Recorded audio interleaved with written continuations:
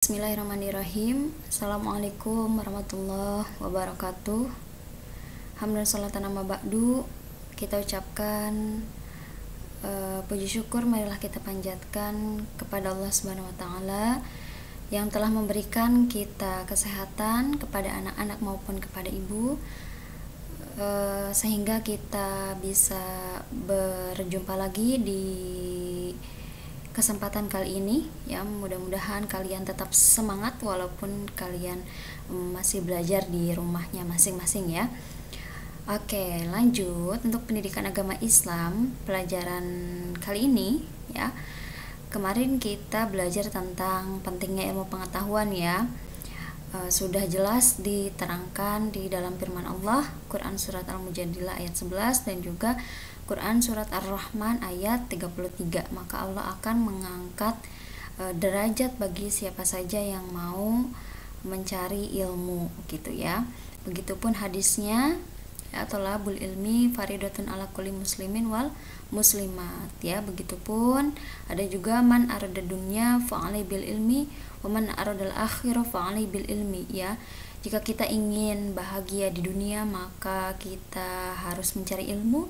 Begitupun jika kita ingin bahagia di akhirat juga dengan ilmu ya. Jadi ilmu itu sangat penting sekali bagi kita semua ya.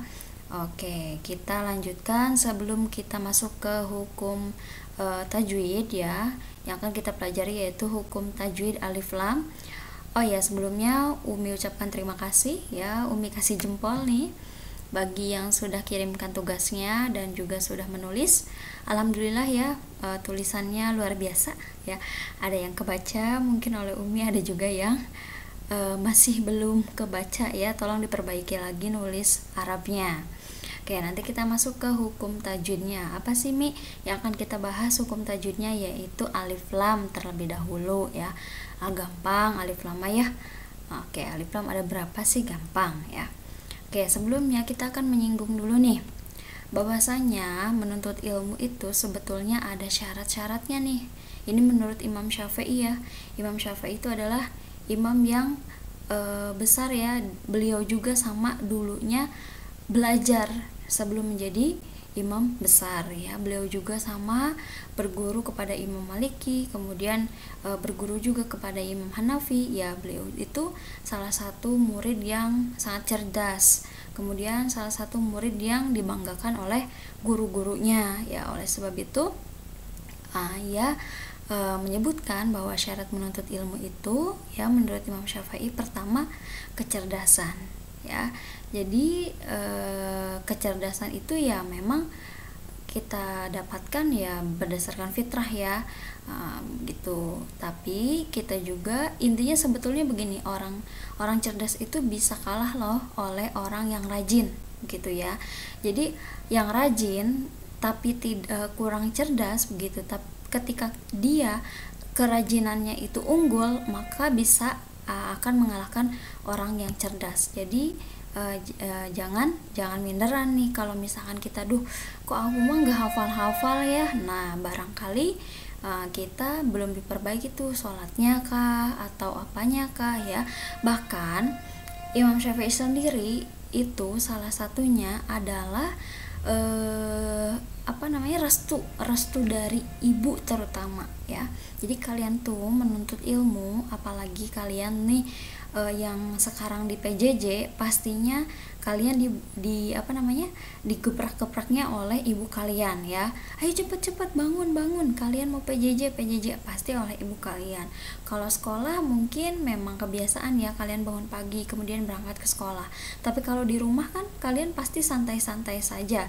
Siapa nih yang menjadi gurunya? Tentunya ibu kalian. Oleh sebab itu jangan terlalu memberatkan ibu kalian ya. Karena Imam Syafi'i pun ketika mendapatkan restu dari ibunya ya begitu sungguh luar biasa, ia bisa berguru kepada Imam Maliki yang berada di Madinah, padahal sejak itu sangat jauh sekali beliau itu menuntut ilmunya. Kemudian bisa berguru kepada Imam Hanafi yang berada di Irak begitu. Dari Madinah beliau berangkat ke Irak, kan itu sungguh luar biasa ya berkat kedua doa orang tua ya, khususnya ibu, dan juga restu ya, terutama restu dari ibu. Yang kedua, kemauan yang kuat ya, tentunya niat ya. Begitu. Syarat menuntut ilmu itu kalau kalian ingin pintar, kalau kalian ingin ilmunya itu mudah untuk dihafal, mudah untuk diserap ya, kalian niatnya harus baik begitu ya. Niatnya jangan sampai belajar itu nanti untuk kerja, jangan dulu seperti itu ya. Oke, niatnya harus kita menuntut ilmu ikhlas lillahi ta'ala ya, karena ilmu itu datangnya dari Allah. Yang ketiga, kesungguhan, betul-betul kita pasrah, ikhlas, sungguh-sungguh menuntut ilmu. Nah, barulah kita insya Allah bisa mendapatkan ilmu tersebut. Dan selanjutnya ada perbekalan yang cukup ya. Perbekalan yang cukup tuh maksudnya gimana Mi? Apakah kita mendapatkan uang jajan begitu ya? Ya memang jasmani juga harus diperhatikan ya. Asupan gizinya pun harus diperhatikan. Tapi salah satunya perbekalan yang cukup tuh maksudnya bukunya ada. Salah satunya yaitu ya LKS lah, penunjang ada. Kemudian kalian meminjam buku perpustakaan ada, buku kalian pun misalkan buku tulisnya ada. Jadi perlengkapannya itu dipersiapkan ya, salah satunya ya termasuk pakaian, kemudian sandang, papan, pangan. Nah, pokoknya itu termasuk kepada perbekalan yang cukup ya. Yang selanjutnya yaitu kedekatan dengan gurunya. Betul, kalau kalian musuhan dengan gurunya, bagaimana guru mau ikhlas memberikan ilmunya kepada kalian? Nah, makanya salah satunya itu ya tidak boleh memusingkan atau tidak boleh bermusuhan dengan guru ya, karena yaitu dia syarat menuntut ilmu menurut Imam Syafi'i. Pada zaman dulu Imam Syafi'i mah tidak bermusuhan dengan gurunya, bahkan gurunya itu dengan ikhlas memberikan ilmu-ilmunya kepada Imam Syafi'i. Karena kenapa? Karena beliau itu tidak pernah membangkang ya. Termasuk kita, kalau kita ingin ilmunya bermanfaat, kemudian ingin ilmunya tetap cepat nyerap, maka salah satunya yaitu kita harus mendekati guru. Bukan berarti menyuap ya, mendekati guru itu memberikan bekal-bekal, bukan. Tapi kalau kita memang kurang mengerti, coba tanyakan kepada guru. Tidak usah malu-malu, karena guru itu sebetulnya tidak galak ya. Oke, kelihatannya memang di luar tuh galak, tapi sebetulnya itu cara mereka mendidik kalian ya, seperti halnya ya ibu kalian atau orang tua kalian kepada kalian. Kadangkala orang tua kalian pun kan kadangkala ada bukan membentak, berarti memberi nasihat begitu ya. Sama halnya dengan guru. Jadi sebetulnya kalau kita ditegur oleh guru, ya berarti kita dalam keadaan salah begitu ya. Apa yang harus kita perbaiki begitu. Karena kedekatan dengan guru itu sangat berpengaruh kepada ilmu yang akan didapat oleh kita. Paham ya? Oke, dan yang terakhir, waktunya yang lama. Betul, karena waktu singkat itu belum tentu cukup untuk ilmunya menyerap ya. Semakin lama kita belajar, tentunya harus semakin kuat, harus semakin baik ya. Bukan waktu yang lama itu malah para roho deui begitu ya. Jangan sampai seperti itu ya. Jadi manfaatkan waktu kalian nih. Kalian baru kelas 7 sekarang ya. Kelas 7, kelas 8, kelas 9, ada tuh 3 tahun. Manfaatkan ilmunya ya. Seharusnya naik ke kelas 8 ilmunya bertambah, tapi jangan dilupa kelas 7 ilmunya ya. Ini mah biasanya sok poho kelas 7 teh ketika kita naik ke kelas 8. Begitupun sama ketika kita ke kelas 9, jangan lupakan kelas 8 juga. Oke, itu mungkin sekilas tentang ilmu pengetahuan yang mudah-mudahan kalian mau rajin, terutama langkah awal yang harus kalian perbaiki dan kerjakan yaitu membaca terlebih dahulu ya. Dengan membaca biasanya kalian tuh nanti akan tertarik dengan ilmu-ilmu yang ada ya begitu. Kita lanjut ke hukum alif lam ya. Oke, Umi di sini akan menjelaskan tentang hukum ahkamu al atau alif lam ya di sini. Coba Umi langsung ke ini saja. Oke. Ya, Umi akan langsung tulis saja ya. Ahkamu al jika tidak ada di LKS barangkali ada di buku paket kalian ya, masih dalam bab ilmu pengetahuan di sana, karena di LKS itu biasanya ada, kadang ada kadang tidak ya. Sebetulnya harusnya ada sih di dalam materinya ya. Jadi silahkan kalian kalau tidak ada di LKS boleh kalian lihat di buku paket. Oke, baik ya, kelihatan ya. Oke, kita masuk ke ahkamu al atau hukum alif lam ya anak-anak ya. Oke, nih Umi pakai pen tab ya, jadi nulisnya masih tidak terlalu kelihatan bagus karena menyesuaikan ya di sini ya. Oke, jika kita ketemu atau apa yang disebut dengan alif lam di sini ya. Ini alif lamnya. Oke. Jika alif lam di sini bertemu dengan isim ya. Ya, isim atau isim itu disebut dengan kata benda ya.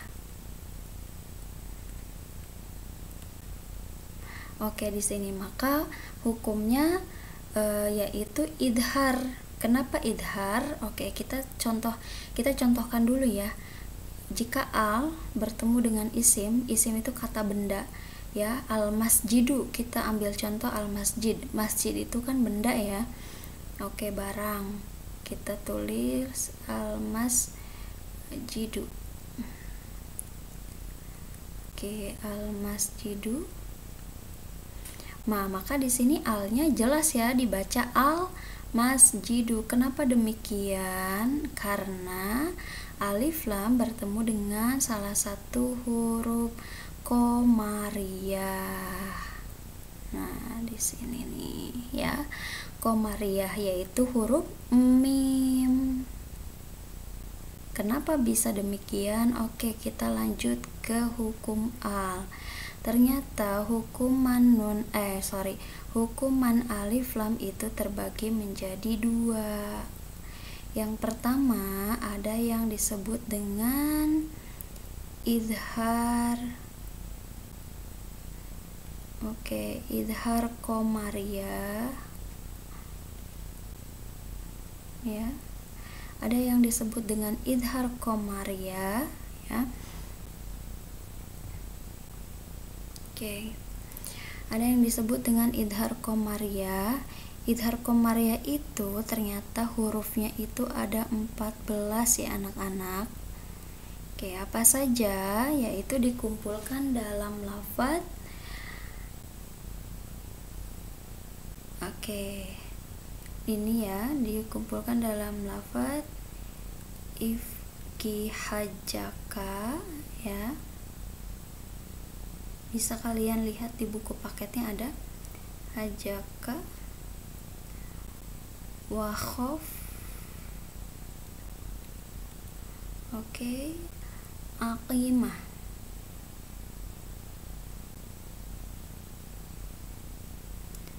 Wakhof aqimah ya di sini. Oke, hurufnya apa saja? Yaitu pertama ifgi hajaka wakhof aqimah. Sorry, ini tuh titik ya di sini ya. Oke, yang pertama yaitu alif, yang kedua ba, yang ketiga ghin, yang keempat ha, yang kelima ja, kemudian ka, waw, kho, fa, kemudian ain, qaf, ya, mim, ha. Kita hitung ya, 1, 2, 3, 4, 5, 6, 7, 8, 9, 10, 11, 12, 13, 14. Oke, pas ya, hurufnya yaitu ada 14. Jadi kalau misalkan alif lam nih, alif lam bertemu dengan salah satu huruf idhar komariah, maka alif lamnya dibaca jelas ya. Contohnya selain al-masjidu, Umi kasih contoh di sini mulai dari alif ya. Ini alif, contohnya al-ardi ya. Al-ard. Oke. Nih, mana huruf alifnya? Yaitu ini. Mana huruf alif lamnya? Ini. Dibaca jelas kan? Al-ardi. Atau misalkan contoh yang lain. Fil ardi. Nah, paham ya? Fil ardi. Ini lam alif bertemu dengan alif, maka lam alifnya dibaca jelas. Oke, contoh yang lain.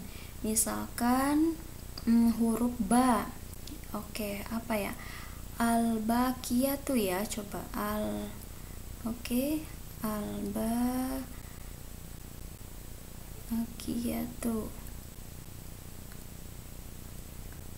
Al-baqiyatu di sini. Alif lamnya tentu dibaca jelas, ada alif, ada lam, alif, lam. Depan huruf alif lam yaitu ada huruf ba. Adakah di sini huruf idhar qamariyah? Ada, yaitu huruf ba. Maka alif lam di sini harus dibaca jelas, al-baqiyatu. Begitupun dengan huruf go, contohnya al-ghasyiyah misalkan ya. Itu jelas kan? Al-ghasyiyatu. Kemudian ha, al-haju ya. Oke. Jelas juga sama. Kemudian yang lain misalkan al-kafiruna ya. Oke, kemudian apa lagi ya? Waw, al-waqi'ah. Nah, bisa ya.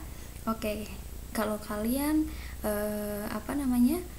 bertemu ketika alif lam bertemu dengan salah satu huruf idhar qamariyah, maka dibacanya jelas, dan ini dikatakan hukumnya yaitu alif lam qamariyah di sini ya. Alif lam qamariyah. Paham ya? Mudah-mudahan kalian paham nih. Yang kedua ya, alif lam itu ada yang namanya idgham syamsiyah. Oke. Idgham syamsiyah ya. Idgham syamsiyah pun ternyata hurufnya itu ada 14 juga sama ya. Di sini. Nah, dikumpulkan dalam lafaz apa nih? Nah, ini lebih panjang ya. Oke, tibasum masim di sini ya. Oke. Tibasum masil Rohman. Oke, Rohman tafuz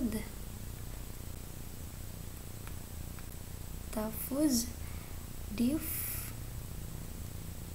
Oke, difdani'am.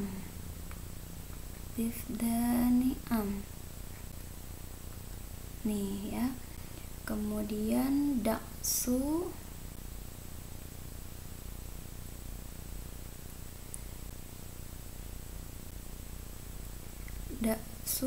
adonna. Adonni zur. Oke, syarifah.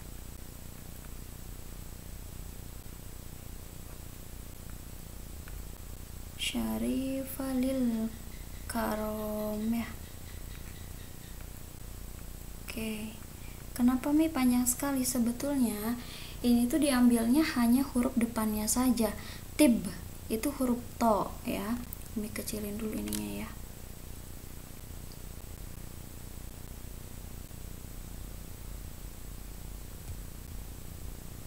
Oke, Umi kecilin dulu ya ininya ya. Nah, sebetulnya ini tuh hurufnya kalau kita satu-satukan itu tib berarti hurufnya huruf to. Kemudian summa itu huruf sa kecil. Sol ini hurufnya huruf oke. ini hurufnya huruf so saja. Kemudian Rohman, ro aja. Kemudian ta, ya. Dif, do, oke. Kemudian za di sini, ni'am, nun. Kemudian da, kemudian sa, ya. Kemudian do, ada lagi zai, shin, oke. Kemudian syarifah lil lam. Di sini coba kita hitung. Tuh 2 3 4 5 6 7 8 9 10 11 12 13 14. Jadi sebetulnya idhar komariah juga ada 14, idgham syamsiah pun ada 14. Ini hurufnya. Nah, kalau idhar komariah tadi maka dibacanya jelas, sedangkan idgham syamsiah itu dibacanya tidak jelas, kebalikan dari idhar, tapi dimasukkan, ya. Dan biasanya itu ada tandanya, ada yang bertasdid, ya. Oke. Biasanya dia ada tandanya yaitu tasdid, ya. Tapi tidak semua yang bertasdid itu dinamakan idgham syamsiah, ya, atau alif lam syamsiah. Oke, langsung ke contohnya ya, anak-anak. Oke, Umi contohnya di sini saja. Kita ambil contoh dari to. Di sini. Oke, ya. Oke, di sini dibacanya berarti bukan al-toyibatu, ya, berarti at-toyibatu. Paham ya? Oke, di sini ada alif lam, ya. Lamnya tidak dibaca jelas, tapi dimasukkan kepada huruf setelah lam, yaitu huruf to ini. Nah, masuk ke idgham syamsiah. Oleh sebab itu, ini dihukumkan dinamakannya alif lam syamsiah, gitu, ya. Paham ya? Mudah-mudahan kalian paham nih. Dibacanya bagaimana? Dibacanya yaitu at-toyibatu, bukan al-toyibatu, tapi at-toyibatu. Paham ya? Oke, Umi kasih contoh satu kali lagi. Huruf so nih, ya. Huruf so yaitu di sini huruf so-nya as-sholatu, ya. As-sholatu. Kenapa tidak dibaca al-sholatu? Karena alif lam bertemu dengan huruf idgham syamsiah, yaitu huruf so. Maka alif lamnya tidak dibaca jelas, tapi dimasukkan, yaitu bacanya as-sholatu. Karena ini hukumnya yaitu alif lam syamsiah, sama, ya. Paham? Oke, kalian bisa membedakan ya antara alif lam syamsiah dengan alif lam komariah. Kalau alif lam komariah itu dibacanya jelas, fil ardi al-baqiyatu, ya. Sedangkan alif lam syamsiah itu dibacanya dimasukkan, tidak jelas. Contohnya seperti at-tayyibatu, as-sholatu. Oke. Atau contoh yang lainnya nih, misalkan ar-rijalu, ya. Kemudian ar-rahmani. Nah, ya, itu kan alif lamnya bertemu dengan huruf ro. Huruf ro itu yaitu masuk ke dalam idgham syamsiah. Maka itu dihukumkan sebagai alif lam syamsiah. Oke, paham ya? Baik, mungkin hukum tajwid kali ini cukup sekian. Namun yang harus kalian perhatikan ketika kalian membaca Al-Quran, ya, kesalahan-kesalahan yang sering terjadi dalam bacaan alif lam itu, yang pertama harus kalian perhatikan pantulan, ya. Jadi ketika kita membaca al itu harus jelas al. Contohnya seperti alhamdu ya. Contohnya seperti di sini alhamdu ya. Alhamdu. Ketika membaca alhamdu itu tidak boleh dipantulkan. Alham itu salah ya. Alhamdu enggak, tapi alhamdu. Jelas ya. Oke, pertama itu yang harus diperhatikan. Biasanya sering salah itu alif lam itu sering dipantulkan. Kemudian yang kedua, biasanya yang sering salah itu ketukar ya. Idhar komariah biasanya diidgomkan, kemudian idgom syamsiah diidharkan.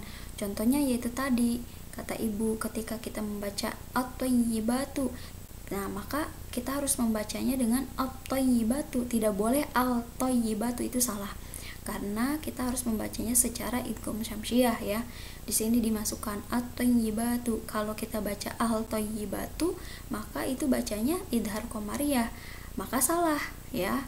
Kalau misalkan ini nih, misalkan al-baqiyatu, maka harus jelas, tidak boleh dibacanya abaqiyatu, enggak ya, karena ya tadi huruf alif lamnya bertemu dengan salah satu huruf idhar komariah. Nah biasanya itu yang sering terjadi ketukar ya, idhar komariah dengan idgham syamsiah itu biasanya ketukar. Oke, tandanya gampang ya. Biasanya kalau lam syamsiah mah ada tasdidnya begitu ya, setelah alif lam itu ada tasdidnya.